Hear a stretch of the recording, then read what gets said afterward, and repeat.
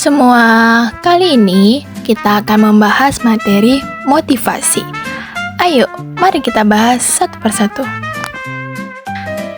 Pertama, ada pengertian motivasi. Motivasi adalah proses pendorong dari dalam individu untuk mencapai tujuan.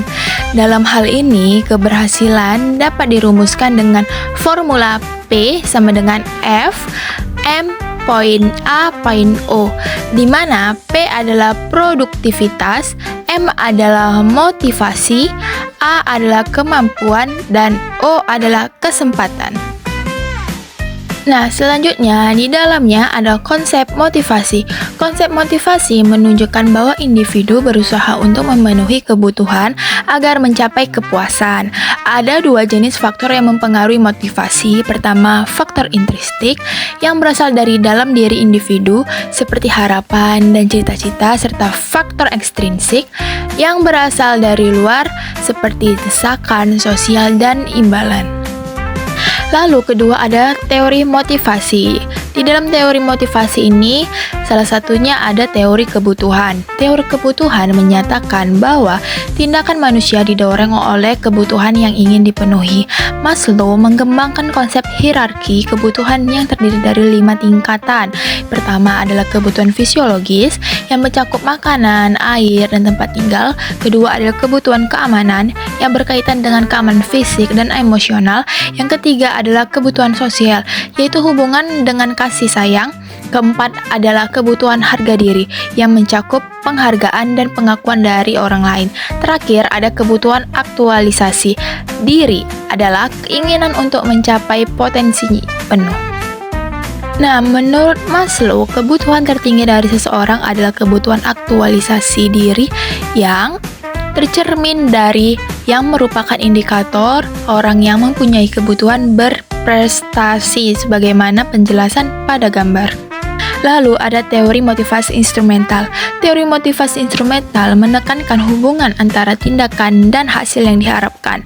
Ada dua pendekatan utama dalam teori ini. Yang pertama, teori tukar-menukar, menggambarkan proses pernukaran antara karyawan dan organisasi, di mana karyawan memberikan kontribusi dan mendapatkan imbalan. Lalu kedua ada teori harapan, yang dikemukakan oleh Fromm, menjelaskan bahwa motivasi dipengaruhi oleh harapan individu terhadap hasil dari usaha yang dilakukan. Lalu ketiga ada motivasi dalam kaitannya dengan kepuasan kerja. Salah satunya ada pendekatan dalam motivasi kerja. Nah, kepuasan kerja adalah hal yang sangat penting dalam meningkatkan kinerja. Keterkaitan antara motivasi dan kepuasan kerja dipengaruhi oleh faktor-faktor seperti lingkungan kerja, hubungan dengan rekan kerja, dan pengakuan dari atasan. Keempat, ada teori proses motivasi kerja.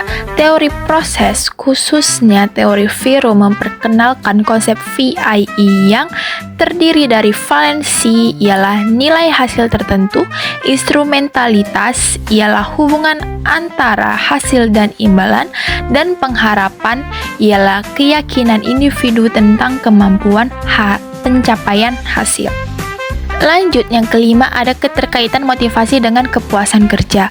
Motivasi yang tinggi umumnya berkolerasi dengan kepuasan kerja yang lebih baik.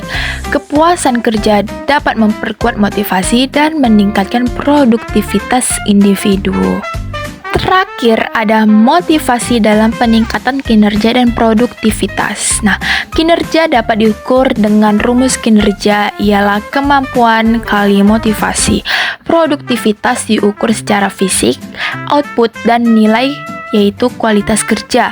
Beberapa faktor yang mempengaruhi produktivitas termasuk faktor individu seperti pendidikan dan motivasi, serta faktor eksternal seperti lingkungan kerja, kepemimpinan, dan dukungan sosial.